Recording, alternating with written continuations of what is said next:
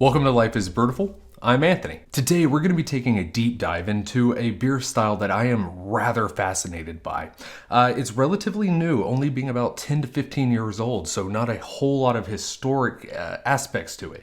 But what I find most interesting about it is the fact that it originates from Italy, a place not necessarily known for fantastic and rich beer drinking culture, because I think when most people think about drinking alcohol in Italy, they think wine. I mean, it has been the staple alcoholic beverage on the entire peninsula for thousands of years. However, when I was traveling through Italy, I was shocked to find that beer culture had rapidly grown in the past decade, becoming a staple industry of the country, allowing Italian brewers to make their mark on the global beer scene, particularly when it comes to the incorporation of local ingredients and their efforts to push the limits of what defines beer styles. I will have several videos on this particular topic coming up soon, but there is no better place to start than the Italian Grape Ale, also known as the IGA. So today I want to tell you the tale and talk about the modern conflict around the Italian Grape Ale. Now, if you've never heard of an Italian Grape Ale, I don't blame you. As I said, it is a relatively new style and it has largely been isolated to Italy. There have been some craft reinterpretations in the United States, but I would still say it is kind of on a back burner for many other beer styles that are much more popular and much more profitable in the craft beer scene. And additionally, if you have the opportunity to be able to travel to Italy, I don't think most people are really going out of their way to hunt down unique and hidden beer styles like the IGA, so it's largely remained off the radar and kind of hidden.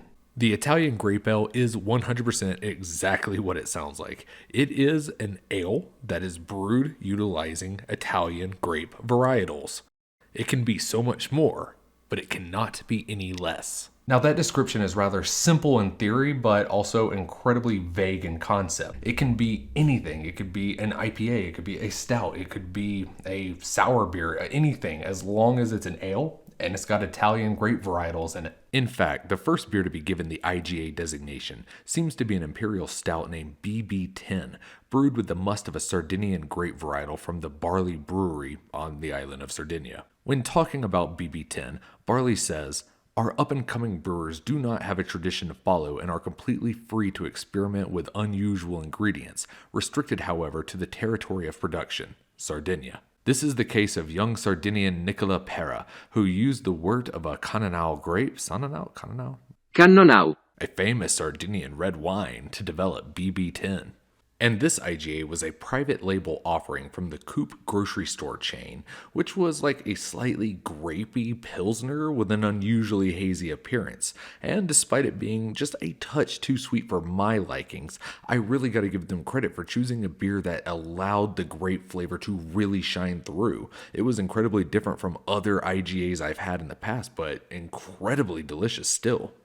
However, I think when most people think IGA nowadays in the modern era, what they're actually expecting is a spontaneously fermented mixed culture beer that certainly utilizes a ton of grapes in the body, but it's hugely sour, almost lambic-like. I actually was able to compare an IGA next to a grape lambic, and I gotta say, the lines were incredibly blurred, as somebody who doesn't have a hugely refined palate for grape varietals. It was essentially drinking two different IGAs in my opinion. So although I do wish I was able to give you like a completely well-defined, perfect, nice, neat box description of the sensory characteristics and profiles of the IGA, it's completely impossible because there's so many different varieties, so many different types, so many different grape varietals, and so many different beer styles that those grapes are being pushed into. Now, the concept of using grapes in beer is not entirely isolated to the IGA.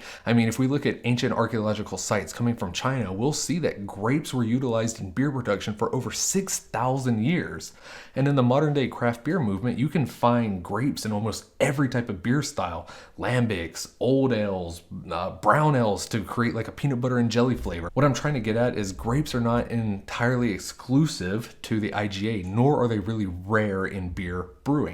What I think makes the IGA specific have that regional designator is not only that this style originated in Italy, but it specifically demands the utilization of Italian grape varietals, because all across the peninsula, there's thousands of different type of grape varietals that have so many unique flavors and specific terroir, a unique character that you would not be able to experience anywhere else unless you are to have a product that utilizes those specific grape varietals, like the IGA. You may ask yourself, is that truly enough to be designated as its own unique beer style?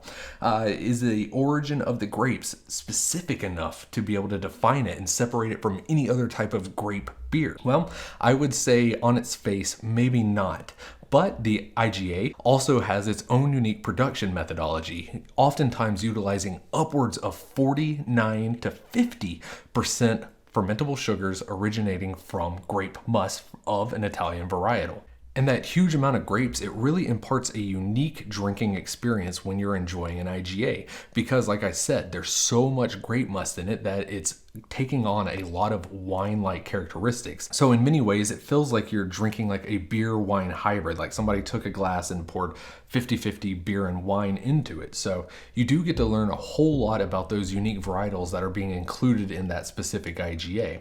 In fact, I had a very unique and fortunate experience. I actually got to sit down and do a wine tasting with a sommelier, and he was going through talking about all these unique wines and the grape varietals, and I saw that one of the wines that he was sharing with us utilized a grape varietal that I had an IGA in. So I rapidly ran upstairs, got my IGA bottle, took it downstairs, and I got to drink it with a sommelier. Now, I would say I don't think he was overly impressed, and I hope I did not offend him, but it was a unique experience, and he was able to taste that unique grape varietal flavor in the beer. Although it is important to state that this high percentage of grape-derived sugar is not mandatory in an IGA, and it could be replicated in other grape ales. It does help provide some additional parameters to a style which is notoriously ambiguous. So I think when you combine those two factors, the fact that it is widely produced using a huge amount of grape must, but also that those grapes originate from Italy, I think you tie those two things together and you can start making an argument for it being its own unique beer style. Now, I honestly don't know if I made truly compelling arguments for why the IGA should be considered its own unique beer style, but let's get into the history of the style and maybe we can learn something there. The first beer officially marketed as an IGA was a stout, as I mentioned. Now, that was an interesting beer, even in the wide splay of different IGAs that we've talked about, because it didn't actually utilize grape must. It utilized a refined grape product that's frequently utilized in Sardinian pastries. It's like a grape jelly almost. The Barifico Barley Italian Grape Ale Stout. It was incredibly popular. I think people really enjoyed the fact that it utilized localized ingredients, really capturing that core concept that made craft beer so popular. Local ingredients produced by local brewers. We started seeing Italian grape ales pop up all over the peninsula as breweries were like, hey, I really like this idea. I have a bunch of locally grown grapes as well. Let's show the people what our town's about. And they would take those grapes and then they would incorporate them into beer in their own unique way, which is why I think we have such a wide range of different beers and beer styles incorporated under the IGA umbrella. International beer judge and author Lorenzo de Bove summed it up perfectly when he said, Italian grape ales are the result of a unique characteristic of Italy, its biodiversity. In a few kilometers, the fragrance and aroma of the raw materials change, and this is the greatest force we have. Now, I wasn't able to find out who specifically, but eventually somebody started producing a soured version, a spontaneously fermented one, and that really became like the center focal point for the IGA beer style, but that did not prohibit other breweries from experimenting with other different styles incorporating their locally grown grapes. And as the IGA continued to be produced all over Italy, eventually it started to make a name for itself. Beer journalists and authors started really focusing on, hey, what is Italy doing down there? What is this weird beer they're brewing? And thanks to Italy's booming tourist industry, we started seeing the IGA start spreading around. Other breweries across Europe and in America start producing IGAs for themselves, really solidifying the concept. The IGA became so well known and so popular that in 2016, the American Beer Judge Certification Program, or the BJCP, actually officially recognized and authorized the Italian Grape Ale as its own unique style and allowed it to be entered into a variety of different beer competitions. Now, once the BJCP put out its guidelines for how an IGA should be brewed, which was rather vague in concept, people really latched onto the idea. Suddenly, all types of breweries across America and home brewers especially started experimenting with the style. Now, there was a little bit of a problem with that. It was getting more popular. It was becoming more well known. But people oftentimes don't have access to those hyper local grape varietals. So they started utilizing locally grown grapes, in their own homelands. We started seeing all different types of like store shelf grapes, as well as American grape varietals and European grape varietals outside of Italy. In fact, the Italian grape ale became so appropriated around the globe that prior to the 2021 BJCP guideline release, there were discussions suggesting that the style should be renamed simply grape ale, which would include the original Italian appellation but remove the namesake. The response from the Italian beer and brewing communities were mixed, with some claiming there never was really a style to speak of, and some foresaw the need of subcategories for regional interpretations, and others raged against the idea of taking Italy out of the Italian grape ale, all of which I can understand to a certain degree. The Italian grape ale, as it is simply too vague to be considered a singular beer style. There are loose parameters which we mentioned earlier, but even those are flimsy borders at best. It's just very difficult to put a sweet, clean stout and a lambic-like beer into the same beer style. There is a need for subcategories to include potentially regional or international derivatives. On the other side of the coin, the IGA is a child of Italy, a country without a significant beer history, so to take this away from them because others outside of their borders want to play with similar ingredients in a similar fashion is insulting. There is an argument to be made that Eno beers in the US have been toying with a similar concept for several years alongside the rise of the IGA. When the BJCP finally released their 2021 guidelines, they did retain the IGA's namesake and its heritage, as young as it is, but they also created a nondescript grape ale catch-all that other sites such as Untapped followed suit, creating that slight delineation between the original IGA and the wider scope of grape ales on an international scale. Now, with that said, I will be the first to admit, I think the IGA does need to be reined in a little bit.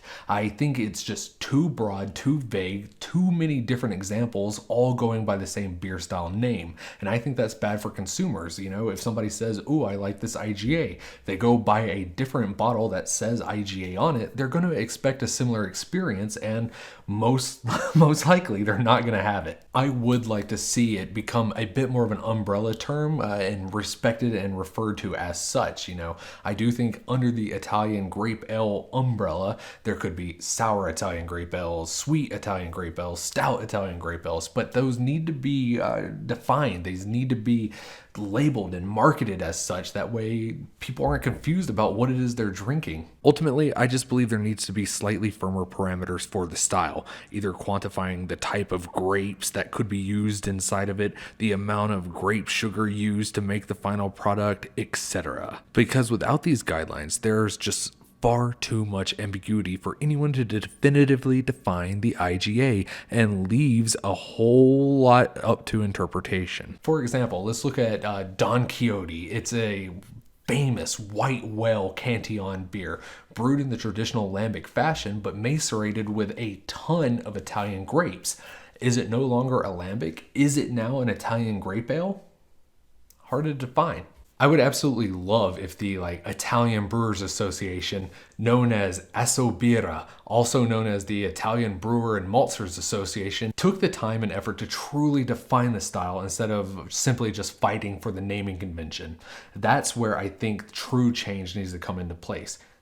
They need to put in parameters, they need to put in definitions, and I think people will widely come around and accept the Italian part of Italian grape ale. Regardless of all that, I'm a pretty big fan of the Italian Grape Ale. I really like the concept of introducing hyper exclusive, regionally locked ingredients into beer and incorporating it into unique and experimental ways. Sure, there's a wide variety of them, but that also creates a fun drinking experience for myself, who will never know what he's actually going to drink when he pops open any random bottle. Additionally, I think there's so much potential in the IGA that it could eventually become like a center staple of the craft beer scene. We know that spirits and wine have been rapidly increasing in popularity amongst American drinkers, outpacing beer, honestly.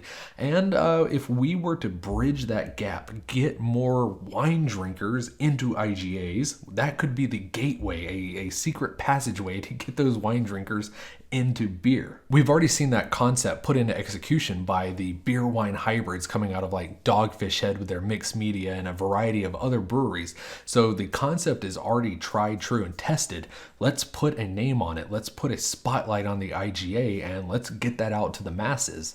There's a huge raw wine movement where people are drinking spontaneously fermented wines that are incredibly similar to lambic beer styles.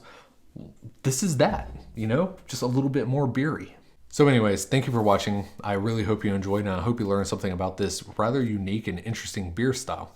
I am interested. What do you think about the controversial decision to change the naming convention by the BJCP from Italian Grape Ale to just Grape Ale? Is the fact that it was produced originally in Italy enough? Does the historical context of all the thousands of years before it of utilizing grapes in beer kind of counteract it? Or is the simple fact that a lot of beers utilizing grapes are drastically different from many of the offerings of the IGA? Is that enough to strip it of its Italian designation? Thank you for watching. Remember, there's a story in every bottle and that life is beautiful. Cheers.